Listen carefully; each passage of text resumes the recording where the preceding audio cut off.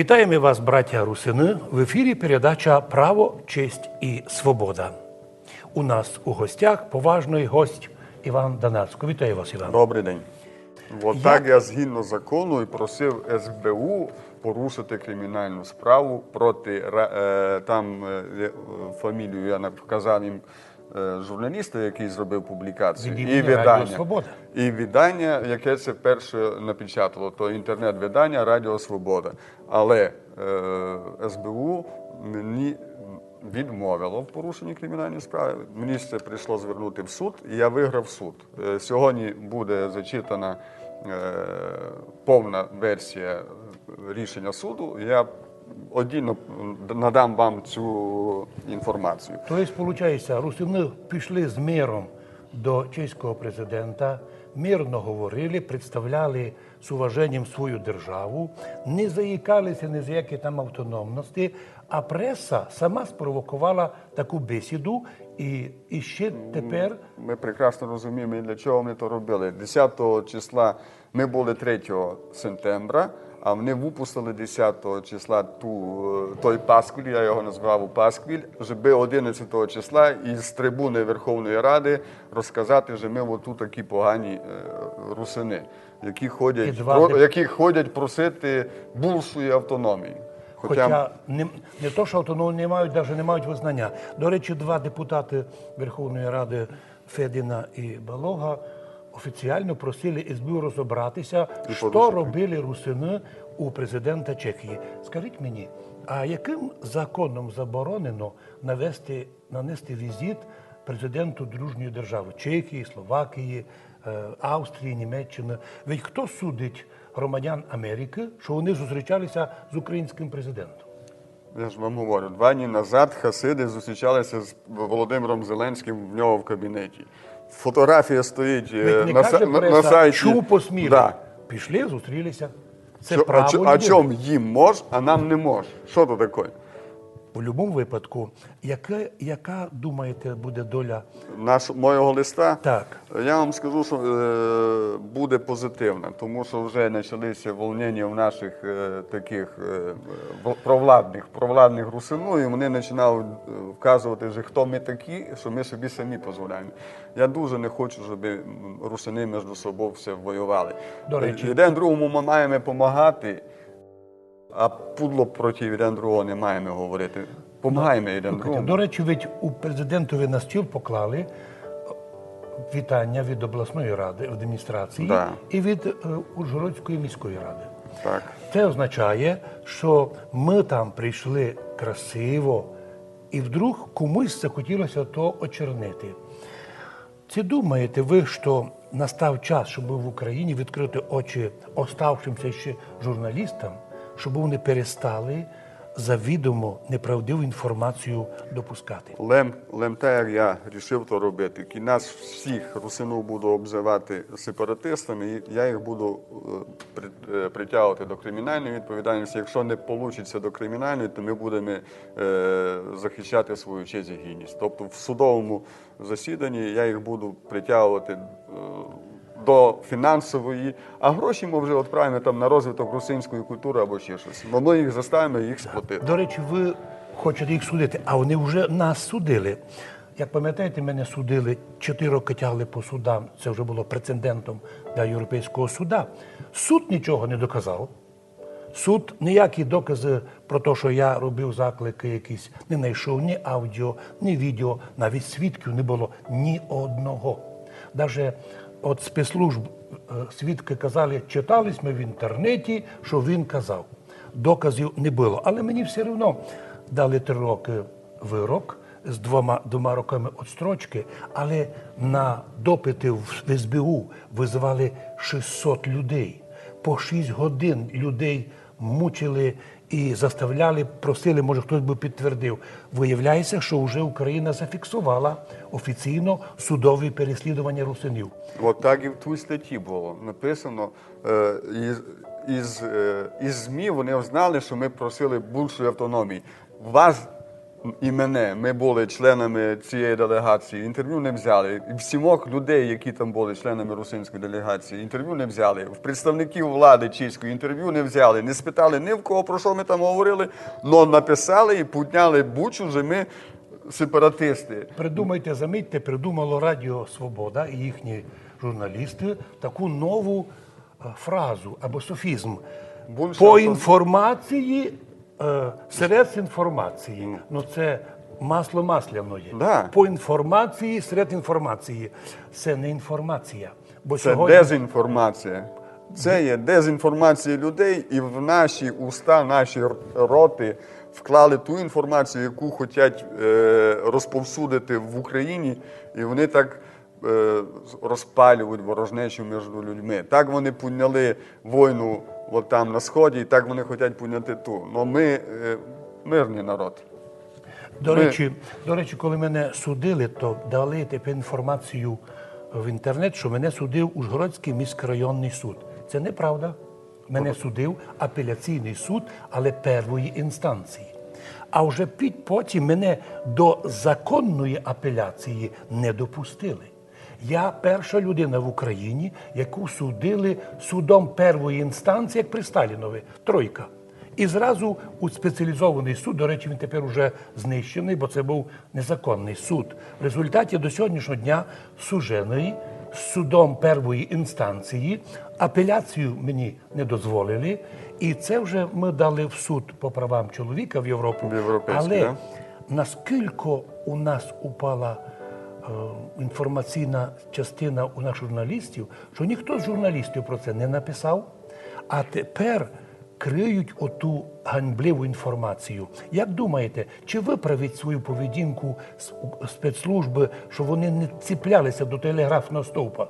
Якщо ж чоловіки інкримують, то мають мати достатньо доказів. А не я думаю, що інформація серед інформації. Дуже тільки слабенький у нас, як вам сказати, освітні, дуже мало грамотних людей у спецслужбах. Да, правова освіта невисока. Дуже в нас провалили в сотки. От вони мені пишуть лист, вони зачитують, тобто пишуть статтю Конституції, перший абзац, а другий абзац не пишуть. Ну як то, стаття 19 Конституції. Вони пишуть, що я їх не можу заставити внести, а другий абзац говорить, що вони змушені то робити, бо вони є державними чиновниками. Ви мусите вірувати, якщо б ви когось писали проти другого. Тут проти Радіо Свобода, тут ж вони самі бояться. То саме такий соросятина. Але факт є фактом. Радіо Свобода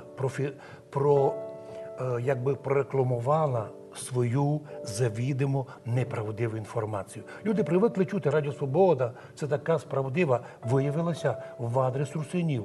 Тільки много пішло неправда.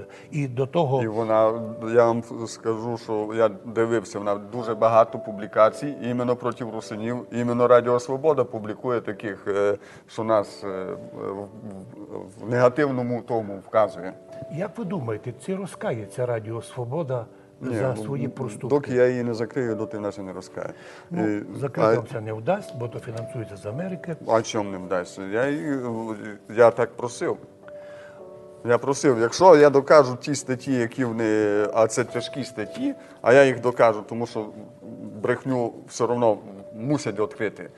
Перед лицем України за майже 30 років русини Закарпаття ніде не дозволили собі заклики міняти границі, а значить, для спецслужб мусили вони запускати в нашу середу або провокаторів, або якихось других людей, бо, підкреслюю, на сьогоднішній день, до сьогоднішнього дня, нема ні одного зафіксованого факта, крім, кажу, людей, котрі не наші, котрі би таку дурницю робили. Окрім того, ми би хотіли всім казати, що Закарпаття – це частина або співпадає з кордонами Підкарпатської Русі, кордони якої зафіксовані в Тріанонському договорі. Та любий розумний русин не потребує міняти ці кордони, бо це кордони зафіксовані в міжнародному полі. А оскільки ми вже в складі України, то ми сказали державі, нема потреби нам говорити взагалі про границі. Ми говоримо просто право честь і свободу русинів. Просто визнати, не прикриватися нами мненням учених українських. Тому що ті мнення не співпадають ні з науковими дослідами, ні з науковими розвідками. Дай взагалі, коли в Європі 22 держави світу визнає русинів, а тут в Україні виявляються якісь мнення і на них ссилаються державні органи, це вже грубейше порушення українських законів і Конституції. 17 вересня 2019 року на брифінгу в Києві голова моніторингової місії ООН з прав людини в Україні Матильда Богнер повідомила, що Організація Об'єднаних Націй ООН рекомендує Україні ухвалити закон про національні меншини і корінні народи, де в цьому законі нам мають гарантувати навчання, щоб з бюджету кошти виділялися на навчання русинської бесіди, на захист нашої культури і на відновлення нашої історії. Тому що споплюжити так нашу історію, то нам гоні вороги, окупанти. Ми не маємо жити з окупантами, ми маємо вільно жити в своїй державі. Яку ми любимо. До речі, русини, мало того, що ми русини любимо. краще володіють українською мовою, ніж київляни. Нам ближе до них, чим ближе Бог знає до кого. І коли нам говорять, що ми, вони ж в Радіо Свободу писали, що ми промосковські, ми вудки, Це їхня фантазія. то їхні фантазії. До речі, нагадую вам, що Іван, що Україна має закони, свій закон про національні меншини, який я вже цитував. Далі підписана хартія про захист європейських національних мов і мов національних меншин, а також міжнародне законодавство про права народів і корінних народів ООН. Але та, що виступала в Києві, вона просто казала, щоб ті закони почали діяти. Бо до сих пір закон про національні меншини, до речі, вибрати, якщо б наші ми, наприклад, якийсь хтось із вас, в тому числі Іван Донацько, ніколи не був русином, його мама була румунка, наприклад, а батько був мадяр. Іван Донацько, згідно того закону, має право записати себе русином, і український чиновник має тихенько, спокійно то зафіксувати, а не тягнути.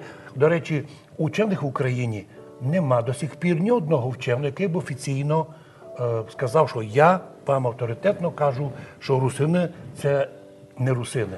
Бо учений, який себе поважає, на те, щоб його списали як вченого, ніколи не піде.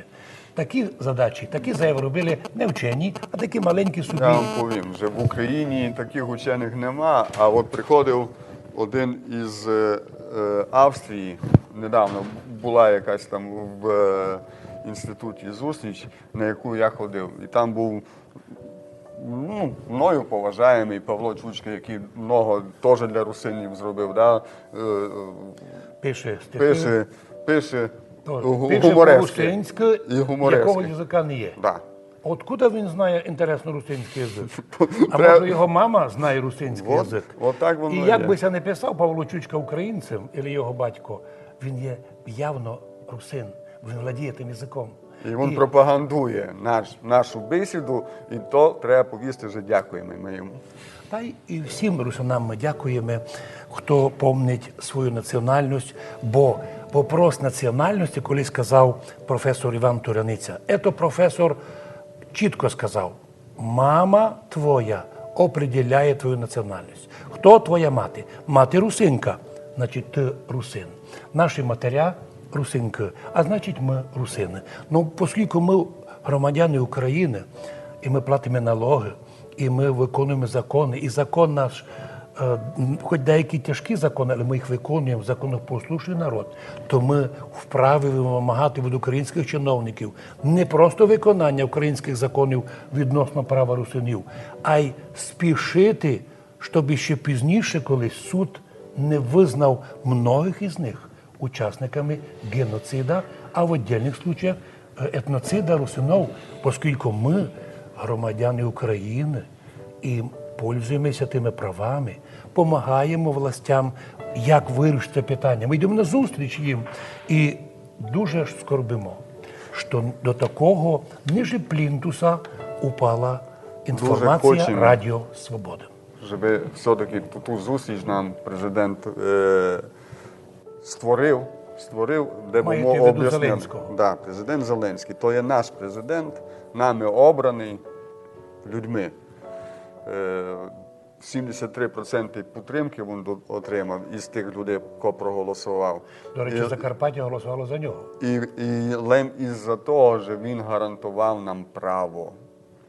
Ми із-за того за нього голосували. Так що, якщо ви нам гарантували право, і ви потім в програмі сказали, що ви будете про мову закон передивитися, тому що він там національні меншини маленько обмежує. В такому случаю ви Треба з додати нами ще це більшу зустріти, підтримку. треба з нами зустріти, щоб ми вас підтримували. Правильно?